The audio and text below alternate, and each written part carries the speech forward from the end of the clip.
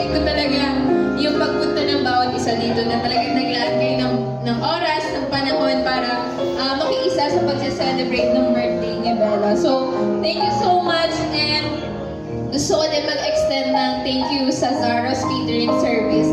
So, beyond expectation talaga. So, nagulat ako pagdating ko dito kanina. Hindi ko expect na ganito kabongga yung catering at ganito kabongga yung pag-set up niya. So, talaga, sobrang nag-uumapaw ang kagalakan sa aking puso. Ayan. So, thank you so much everyone sa lahat ng partner ng Zara's Catering, sa photo booth, and sa photographer natin, sa lahat ng kapartner nila. Hindi ko man kayo maisa-isa.